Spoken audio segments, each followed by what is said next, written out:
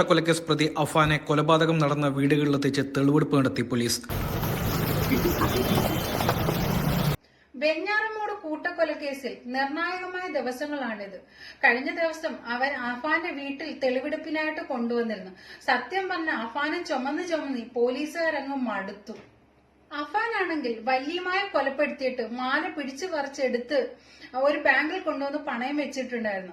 ഇന്നലെയാണെങ്കിൽ അവിടെയും പോയി തെളിവെടുപ്പ് നടത്തി. ഈ അഫാനാണെങ്കിൽ യാതൊരുവിധ കുറ്റബോധമോ യാതൊരു ഭാവമാറ്റോ ഒന്നുമില്ല. ഇവൻ യാതൊരു കൂസലും ഇല്ലാതാണ് ആ തെളിവെടുപ്പിലെല്ലാം ചുറ്റി നടക്കുന്നത്. കഴിഞ്ഞ ദിവസം ഈ അഫാൻ ഒരു ആഗ്രഹം പൊറോട്ടയും ചിക്കനും കഴിക്കണമെന്ന്. ഈ പോലീസ് മാമന്മാര് എന്തായാലും അവന്റെ ആഗ്രഹം അങ്ങ് സാധിച്ചു കൊടുത്ത് പോയി പൊറോട്ടയും ചിക്കനും ഒക്കെ വാങ്ങിക്കൊണ്ട് കൊടുത്ത് എന്തായാലും പൊറോട്ടയും ചിക്കനും ഒക്കെ കഴിച്ച് സുഖമായിട്ട് ഏമ്പക്കം ഒക്കെ വിട്ട് പോയി കിടന്ന് സുഖമായിട്ട് ഉറങ്ങി.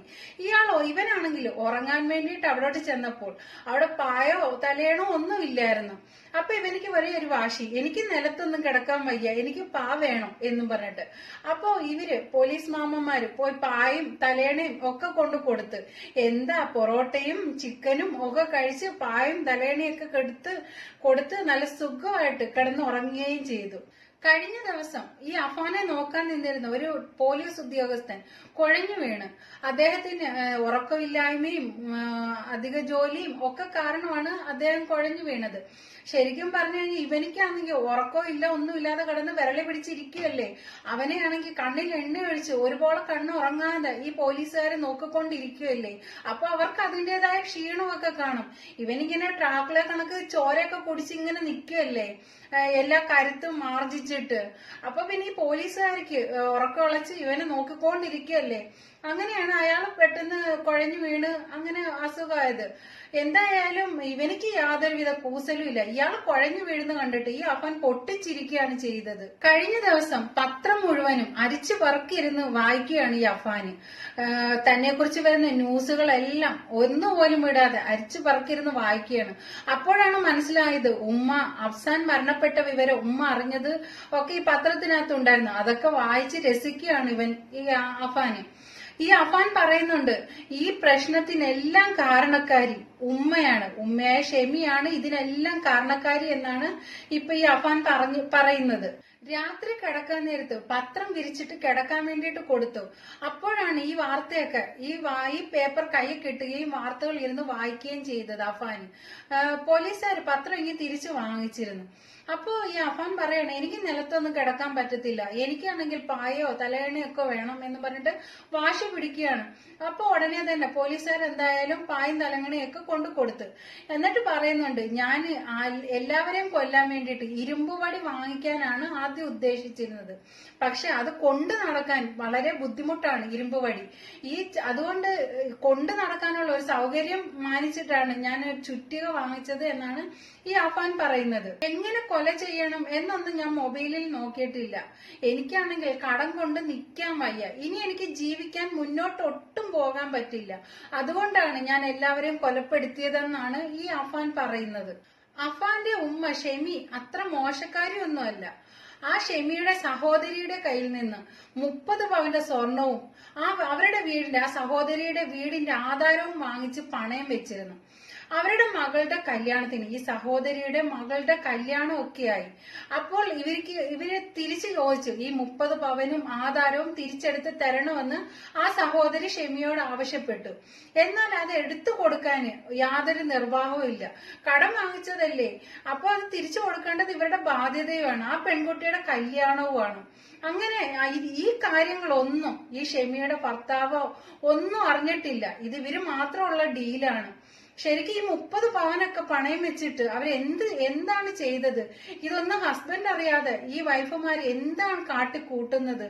ഇങ്ങനെ ചോദിക്കുമ്പം പൈസ ആയാലും ആധാരമായാലും എടുത്തു കൊടുക്കാൻ ബന്ധുക്കൾ ഇങ്ങനെ നിൽക്കുമായിരുന്നു. ഇതുകൂടാതെ വാപ്പാടെ സഹോദരന്റെ കയ്യിൽ നിന്ന് 10 ലക്ഷം രൂപയും വാങ്ങിച്ചിട്ടുണ്ടെന്ന് ഈ അഫാൻ പറയുന്നുണ്ട്, പോലീസിനോട് പറഞ്ഞിട്ടുണ്ട്. അത് മാത്രമല്ല കേട്ടോ, ബ്ലേഡ് പലിശയ്ക്ക് ബ്ലേഡ് പലിശയ്ക്ക് വലിയൊരു തുക തന്നെ ഇവരെടുത്തിട്ടുണ്ടെന്നും പറയുന്നുണ്ട്. ഇങ്ങനെ ദൂർത്തടിക്കുന്ന ഒരു പെണ്ണുങ്ങളൊക്കെ വീട്ടിലുണ്ടെങ്കിൽ അപ്പ എന്ത് വേണം? ഗൾഫ് നാട്ടിൽ അയാള് നാട്ടിൽ പോലും കയറി വരാൻ പറ്റാത്ത രീതിയിൽ 3-4 വർഷം കൊണ്ട് അവിടെ കിടന്ന് കഷ്ടപ്പെടുകയാണ്. അപ്പൊ അതൊക്കെ കണ്ട് അറിഞ്ഞും കേട്ടും ഒക്കെ വേണം ഈ പെണ്ണുങ്ങൾ ജീവിക്കാൻ.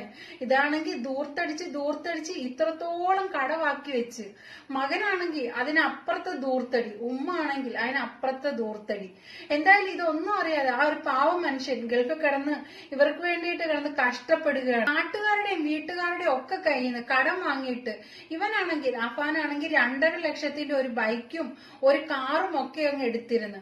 ഇത് കണ്ടപ്പോ ഈ കടം കൊടുത്ത നാട്ടുകാരെല്ലാം തിരിച്ച് ചോദിക്കാൻ തുടങ്ങി, ക്യാഷ് ചോദിക്കാൻ തുടങ്ങി. ഇവനിങ്ങനെയൊക്കെ ആഡംബരം കാണിക്കാമെങ്കിൽ പൈസ തരണം എന്ന് പറഞ്ഞിട്ട് നാട്ടുകാർ ഓരോന്ന് ചോദിക്കാൻ തുടങ്ങി.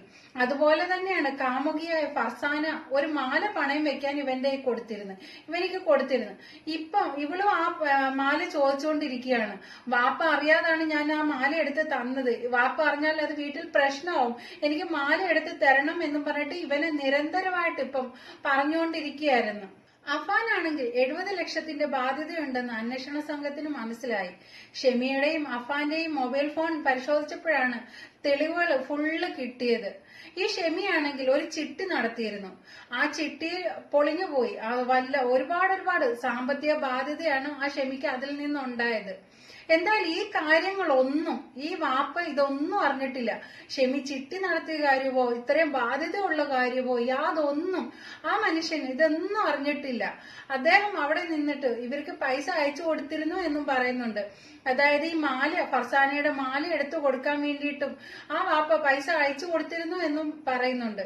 എന്തായാലും ഉമ്മായും മോനും തമ്മിലുള്ള കള്ളക്കളികളെല്ലാം ഇപ്പൊ എന്തായാലും പുറത്തായിട്ടുണ്ട്. കഴിഞ്ഞ ദിവസം അഫാനാണെങ്കിൽ തളർന്നു വീഴുന്ന പോണക്കൊക്കെ ഒരു ആക്ടിങ് ഒക്കെ കാണിച്ചിട്ടുണ്ടായിരുന്നു. ഉടനെ തന്നെ പോലീസുകാരെടുത്ത് ആ ഹോസ്പിറ്റലിൽ കൊണ്ടുപോയി. അവിടെ ചെന്ന് നോക്കിയപ്പോ ഇവർക്ക് യാതൊരു പ്രത്യേകിച്ച് പ്രശ്നങ്ങളോ കാര്യങ്ങളോ ഒന്നും ഇല്ലാന്നാണ് ഡോക്ടർമാർ പറഞ്ഞത്. എങ്കിലും ഇവന്റെ മാനസിക നില പരിശോധിക്കാൻ വേണ്ടിയിട്ട് വിദഗ്ധ ഡോക്ടർമാരെ വരുത്തുമെന്നൊക്കെയാണ് പറയുന്നത്.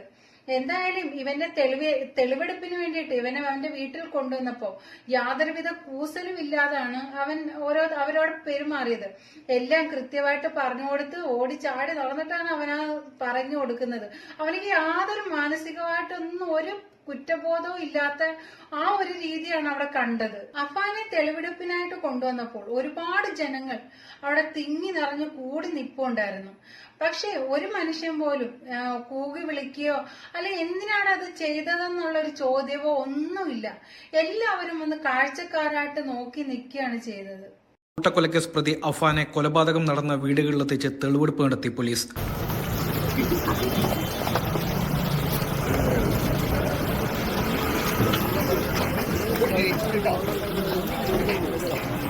പാങ്ങോട് സൽമാ ബീവിയുടെ വീട്ടിലും അഫാന്റെ വെഞ്ഞാറമൂട് പെരുമലയിലെ സ്വന്തം വീട്ടിലും എത്തിച്ചാണ് പോലീസ് തെളിവെടുപ്പ് നടത്തിയത്. കൊലപാതകം നടന്ന ഫെബ്രുവരി 24 ശേഷം ആദ്യമായിട്ടാണ് അഫാനെ ക്രൂരകൃത്യങ്ങൾ നടന്ന വീടുകളിൽ എത്തിച്ച് പോലീസ് തെളിവെടുപ്പ് നടത്തുന്നത്. വമ്പൻ പോലീസ് സുരക്ഷയിലായിരുന്നു തെളിവെടുപ്പ് നടത്തിയത്.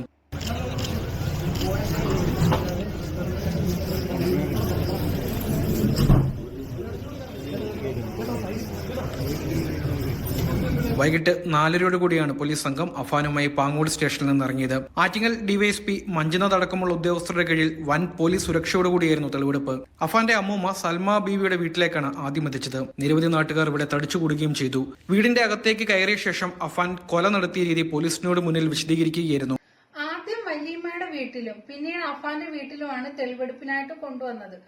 ഇവന്റെ വീട്ടിൽ കൊണ്ടുവന്ന സമയത്ത് ഒരുപാട് ആൾക്കാർ കൂടി നിൽപ്പുണ്ടായിരുന്നു. യാതൊരുവിധ പ്രതിഷേധവും ആരിൽ നിന്നും ഉണ്ടായിട്ടില്ല. എല്ലാവരും കൗതുകത്തോടെ കാഴ്ചക്കാരായിട്ട് വന്ന് നോക്കി നിൽക്കുകയാണ് ചെയ്തത്. അതിനെ പറ്റത്തുള്ളൂ. എങ്കിലും എവിടെങ്കിലും ഇങ്ങനെയൊക്കെ ഉള്ളവരെ കൊണ്ടുവരുമ്പം എന്തെങ്കിലുമൊക്കെ ഒരു പ്രതിഷേധം എല്ലാവരും ജനങ്ങൾ കാട്ടിക്കൂട്ടുന്നതല്ലേ. പക്ഷെ ഇവന്റെ കാര്യത്തിൽ അതൊന്നും ഉണ്ടായിട്ടില്ല. അതെല്ലാം കഴിഞ്ഞിട്ടാണ് ഇവനിക്ക് ശരീരം തളർന്നു വീണുവിനെ ഹോസ്പിറ്റലിൽ കൊണ്ടുപോയത്. ഈ ഡ്രാക്കുളയ്ക്ക് ഇനിയിപ്പൊ ചോര കിട്ടാത്തതിൻ്റെതായിരിക്കാം ഇപ്പൊ ഈ കുഴഞ്ഞു വീഴക്കും ഒക്കെ. എന്തായാലും കുറച്ച് ചോരയും കൂടി പൊറോട്ടയും ചിക്കൻ കറിയും ഒക്കെ കൊടുത്ത പോലെ ഇവനിക്ക് കുറച്ച് ചോരയും കൂടി കൊടുക്കട്ടെ പോലീസുകാര്. എന്തായാലും മനുഷ്യന്റെ മനസ്സ്.